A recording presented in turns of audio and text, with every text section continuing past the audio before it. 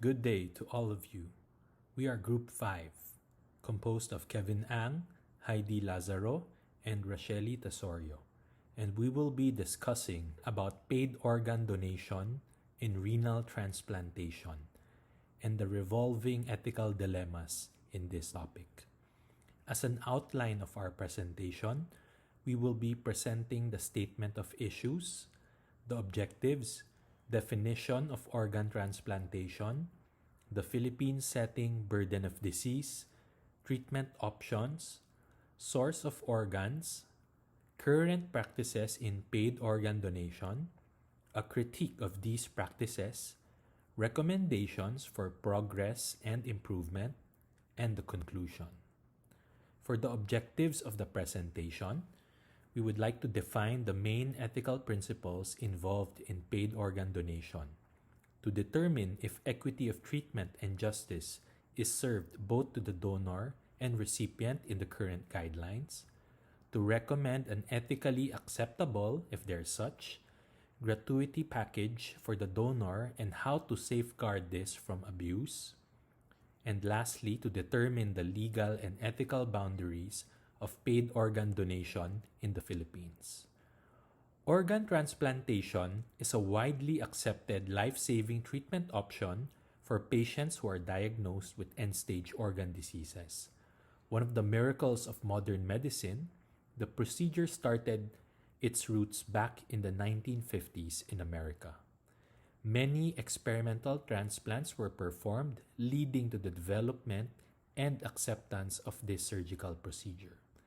It was deemed as one of the greatest leaps in the field of medicine. It is currently being practiced in many countries.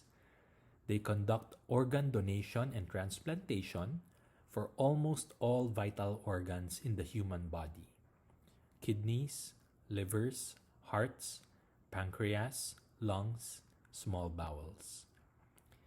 In the Philippine setting, every hour, one Filipino develops chronic renal disease. The use of dialysis has increased by 400% in the past 10 years. End-stage renal disease is the seventh leading cause of death among Filipinos. So what are the treatment options for end-stage renal disease, which is the most common? Aggressive medical management by giving medications, renal perfusion therapy, hemodialysis, peritoneal dialysis, and ultimately renal transplantation for very severe refractory cases. Now, in the Philippines, renal transplantation is the most common type of organ transplantation. In fact, it is the treatment of choice for patients who suffer from very severe end-stage renal diseases that are no longer responding to long-term hemodialysis treatments. Now, the organ may come from two types. It may come from a deceased donor, or it may come from a living donor. There is an economic dilemma present here. There's a striking imbalance between the supply and demand of the organs. On one side, we have the organ supply, which is provided by the deceased or non-living population and the living population. On one side, we have the demand, which is more heavy. There's one patient every hour which develops end-stage renal diseases, and 7,000 end-stage renal disease patients are in the organ donor wait list, and it increases day by day. In line with that, an Organ Donation Act was established in 1991, wherein every patient can donate all or part of any his body by way of legacy or will. The members of the family may authorize such a donation. The donations are only valid when made for therapy, research, or medical education. International sharing of organs is recognized but subject to approval of the administration. Ethical issues arose from this, alongside the progression of medical science. A great deal of soul searching became rampant among physicians. As physicians motivated and educated to make sick people well, we make a basic qualitative shift in our aims when we risk the health of a well person, no matter how pure our motives. Medical ethics concerns also loomed. How will it be guaranteed if there is proper retrieval of informed consent for the donors? Was the donor coerced into donating his or her organ? Will compensating the organ donor be ethically acceptable? How do we say whether the non-living organ donor is really brain dead? Now, a commission on the study of ethics in medicine gave a brief definition of death, wherein a person is considered clinically dead when the person has sustained either irreversible cessation of circulatory and respiratory function or irreversible cessation of all functions of the entire brain, including the brainstem, both of which are dead. And this has to be called by two duly licensed medical practitioners during the time of autopsy. Now, what are the current practices in the Philippines? In 1983, a Department of Organ Transplantation from the NKTI was created, which dedicated its services for patients with severe end-stage organ diseases. This organization pioneered kidney, liver, and pancreas transplantation in the country, and up to date, approximately 6,000 transplants were performed. Most of them were retrieved through living-related, non-living-related, and deceased donors. This organization worked hand in hand with the Red Cup and the Hope. Now, this organization aims to promote health awareness in organ donation and pushes for its acceptance as a viable treatment option for end-stage organ diseases. There's a transplant team which is multidisciplinary in dimensions. It is composed of surgeons, nephrologists, hepatologists, transplant coordinators, social workers, nurses, and the administration. They even publish their data, which is available for download online. There are many transplant centers located in the various regions of the Philippines, from NCR, Region 1, 3, 4, 5, down to Region 11. In the early 2000s, organ transplantation increased significantly due to the presence of Philippine health insurance-related financial packages. These were insurance company packages that were prepared by PhilHealth for the Filipinos. There is PhilHealth support for organ transplant throughout the years. There are different insurance compensation packages which include Pay, Z-Pay, Z-Copay, Z-Service for kidney, liver, or multi-organ transplantation. Now, how is the demographics of donors back in 1992? 96% are living donors, while 4% are deceased donors. Among the living donors, 84% are not related to the recipient, while 16% of the donors are related. Now, the demographics of donors shifted in 2015 and 2016. There are now more living non-related there are now more living related donors during this period. To maintain transparency for the public, Health Administration created ethical rules and regulations for these situations. This task force examined the ethical, social, and economic aspects of organ procurement. Now, informed consent should be given and secured prior to performing the surgery. It is very important in medical ethics. The healthcare facilities ensure that patients understand the risks they will undertake prior to going through the ordeal. Now, there are different guidelines for organ donation, one for the deceased or non-living donors, and the other for the living donors, whether related or non-related. Now, guidelines for deceased non-living donors were clearer and more well delineated compared to the latter. There are certain degrees of consanguinity, a state of sharing the same kinship with another person. Donors who are related to recipients within the fourth civil degree of consanguinity are allowed by law to donate their organs among one another, which includes the parent, the grandparents, the brother, the sister, nieces, and nephews. Now, there are strict inclusion and exclusion criteria for the living donor pre-transplant workup. These are the inclusion criteria. On the other hand, these are the exclusion criteria. Patients with comorbidities, patients with significant medical conditions such as coronary artery disease, neoplastic disease, hepatitis infections, and HIV.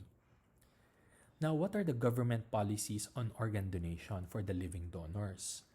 It is legal as long as donors and recipients are blood relatives. The law allows family members who meet specific kinship criteria to donate organs among one another. But unfortunately, the reality was a far cry from the intended outcomes, in the sense that organ donors were not protected. There were detected failures in securing patient-informed consent, pushing for improvement in the lives of the donors, and reaching good compliance in follow-up medical checkups after the operation. The Philippines was tagged as a hot zone for organ trafficking. Organ selling became a viable source of money due to poverty. In 2007, the Philippines was named an international global hotspot for organ trafficking, alongside countries like India, Pakistan, China, Egypt, and Colombia, according to a World Health Organization report. Human traffickers preyed on vulnerable residents in poor communities as demand for kidney transplants continued to drive the organ black market in the Philippines. Was there coercion present? In most instances, the donors would not agree to a donation. Paid living donation was not associated with increased donor satisfaction, and this misaligned with the goal of living donation. It becomes money at the expense of safety for the living donor. Commercial organ donation is illegal in the Philippines. However, many vulnerable Filipinos in impoverished communities are offering to sell their kidneys for money. So why does this occur? The trafficker sources potential donors and recruits them for medical exams. There is a referral fee as high as 1,000 pesos, or it depends on the setup. And it is enticing enough to make people cross into the illegal organ trade. Now, how did the government respond to this? In 2009, the Philippines brought in more strict anti-human trafficking law. This contributed to the declining rates of living donor transplantation, as seen in this trend here presented by the National Kidney and Transplant Institute. So after implementation of the law, there was a marked decrease of transplant procedures in 2010. However, the problem looms. The Philippine government has made it harder for organ traffickers to exploit the poor and the vulnerable, and it's not been able to eradicate this problem. And an interagency council against trafficking was created. The executive director is Yvette Coronel, and she mentioned that there are about 51 cases for organ trafficking monitored. Law enforcement agents are challenged by the fact that there's a lack of complainant for organ trafficking cases. Victims of organ trafficking also do not self-identify as such, which makes reporting a challenge. So we can ask ourselves if there are incentives for the organ donors. Yes, paid donation addresses the long waiting list and may decrease death of patients with end-stage renal disease, whether poor or wealthy. But altruism eliminates any sense of coercion. There's also an impact on society's moral sense, and it goes against religious beliefs in other population, and there is a potential for exploiting the poor. Now we will critique the practices here. The group believes that many ethical issues arise from the practice of conducting paid organ donation, and it's a matter of finding the right balance in making these decisions. The relevant guiding principles would include the following. First is utilitarianism, which involves in maximizing the benefits and lessening the harm. A cost-benefit analysis would help. The safety of both donor and recipient shall be given highest consideration, and transparency regarding the risk to both shall be pursued rigorously. The ethical principle of non-maleficence is also involved. As much as possible, we have to do no harm and provide benefits. No harm shall occur to the donor or the recipient in the process. No harm towards the poor Filipino people from getting exploited by the organ donor hunters. The risk of surgical complications is 5 to 10% for the donor, and this donation may be driven by poverty. Surveys showed in paid organ donation that donors would normally not agree to a donation if they are not satisfied with the transaction itself. With regards to the recipient, there is increasing death in patients with end-stage renal disease waiting for an organ. There's also the risk of increasing medical bills while waiting for organ procurement. So poor quality organs from the black market may also arise here. So as much as possible, there should be no harm for both parties. The ethical principle of altruism, wherein organ donation must be done first and foremost out of selflessness and philanthropy to save and ensure the quality of life of the beneficiary. In some countries, financial compensation is not accepted and organs can be harvested without consent. In the Philippines, donors shall be proven to be altruistic and voluntary prior to transplantation. A reasonable package is given to the donor. Now, there's a dilemma in altruism. It's difficult to determine the outcome, which should not be the sole principle for organ donation. Human nature will dictate that there's always an expectation of reciprocation and desire to gain respect, or by the notion of a reward in life after death. Now, justice, the criteria to be adopted in determining allocation of organs must be objective and independent of the following factors. Distributive justice refers to the extent to which society's institutions ensure the benefits and burdens are distributed among society's members. There should be equal access and maximum benefit, wherein the sickest people are given the first priority, giving the organs to the person who will be most likely to live the longest. There should be justice for all, for the donor and recipient, freedom from coercion, freedom from fraud, for the recipient, equal access to organs, and providing informed consent. There should also be fairness in terms of rights and liberties, powers and opportunities, and conditions necessary for self-respect for both the donor and recipient, that there should be no abuse. What is the fair incentive that would not promote commercialization? Equity is also another ethical principle wherein organs must be allocated fairly among transplant centers and among recipients and given without discrimination. Voluntarism involves competence, willingness to donate, freedom from coercion, suitability, and full information of the risk and benefits as a donor. It is silent as to whether the recipient can be compensated by the donor, which is subject to abuse. So the group recommends that organ donation should remain utilitarian, keeping in mind what is beneficial to both donor and the recipient. Organ donation should be just. The donor should not be coerced. Informed consent should be properly given, and the recipient should have a quality organ that has gone through the proper medical procedures.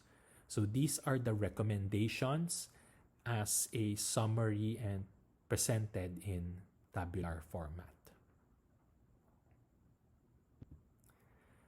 Recommendations for progress to effectively enforce these guidelines, to reinforce physicians an ethical framework on paid organ donation, to make sure that there's equity and fairness in allocation of organ donation and informed consent is properly given.